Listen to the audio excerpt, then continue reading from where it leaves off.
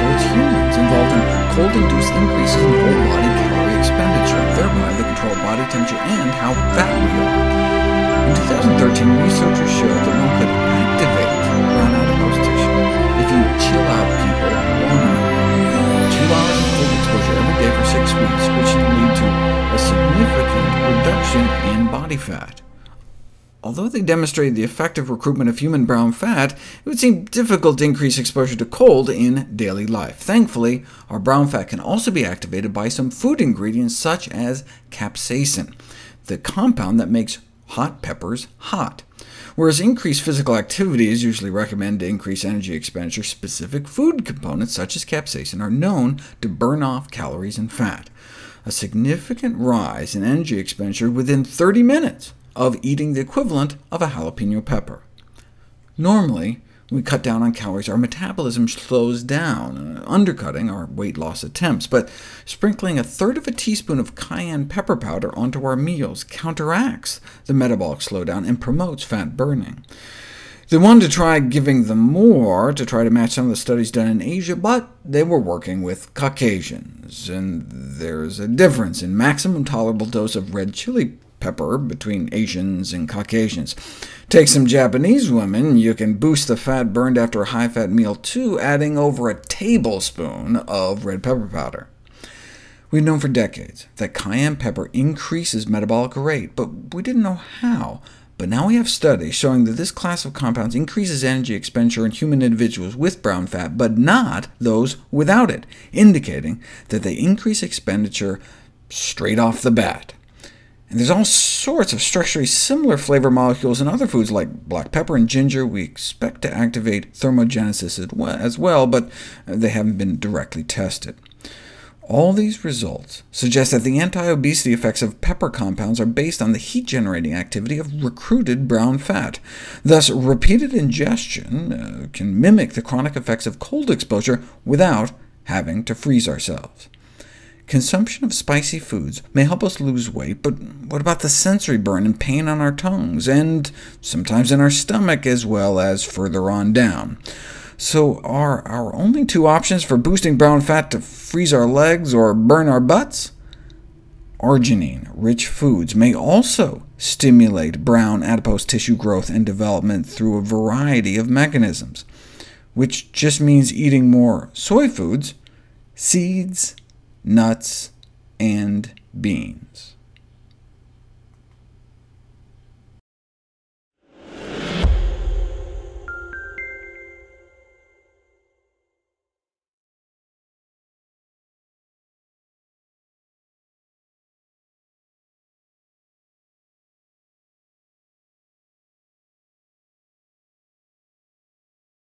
So we've got a video here about the dramatic fucking transformations on meth, on coke, on crack, on Charlie, on ice, on the goey.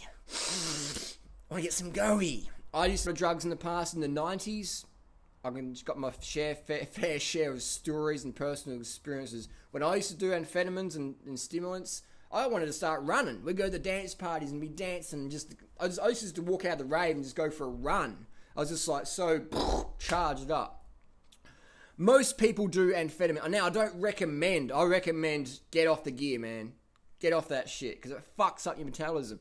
Most people, not all, but most people do cocaine, methamphetamine, amphetamine, ice, crack, cocaine, whatever. Most people do it because they want to get leaner. They want to do it for weight loss. I know it's going to be hard for a lot of people to digest, but have you ever done drugs? Have you ever been in a drug culture? I'll tell you what, the #1 consumer of drugs, who are they, man? They're people who want to get lean. On Wall Street, in models, in fashion, in bodybuilding, whatever. People want to get lean, so they do stimulants, because you're like just buzzing. You don't want to eat, so you reduce your calorie load, so you get all lean. But it fucks up your metabolism long term. That's why I see all those hot chicks used to go to rave parties when you're 18, 19. You see them when they're 40. Doesn't make them bad people, but it just goes to show long term you don't want to be doing that shit. That's why we recommend the high carb, low fat vegan lifestyle. It definitely helps repair the metabolic damage that all these amphetamines can create long term. So here's a quick video. Check this out.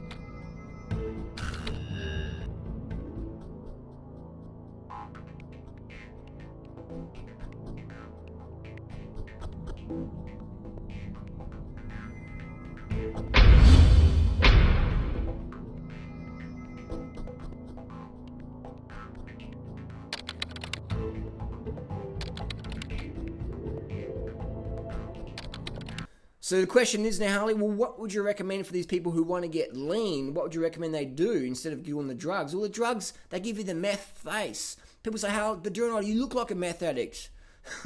Fair enough, I can understand that, but I don't have all the spots on the face. This is how your face is when you're eating healthy. It's lean. You want to see some jawbone, some action going on. You know, you want to be lean. You want to see some striations in your body. You want to see a bit of vascularity. A little bit's healthy, especially if you're a man. If you're a woman, it's a bit different, but men should be pretty trim, pretty lean. Understand it does take time, okay? In the fashion, sports, fitness, steroid world, whatever, people make you feel guilty because you don't have results now. They say, now is what you should have. If you don't have it now, you're a failure. But it fucking takes years, all right? So be very patient, be consistent, and forget about getting results today. You're going to get health results in your endothelium cells today for sure. You'll get good things in your kidneys and all that. That's good. The internal stuff you don't really see. But aesthetics takes time, all right? Even people on steroids and drugs, it takes some time. So if you're healing from that metabolic damage from the steroids or the stimulants mainly, then give yourself time and just relax. And just go, it's like planting a fruit tree, all right? People put the seed in the ground. Got any seeds laying around? They put the seed in the ground and they're like, I want peaches tomorrow. But once you understand it takes years for that peach tree to grow and to blossom and get pollinated and flower and the birds come on it and the storms come in and a few branches break. It's a transformation process. It's a journey. Put the peach seed in the ground, kick back and relax. Peaches are going to be coming. Live healthy, eat well, high carb, low fat, vegan. Do a bit of sport, get the early nights. Nourish your body. Forget all the fucking fad scams, bullshit out there.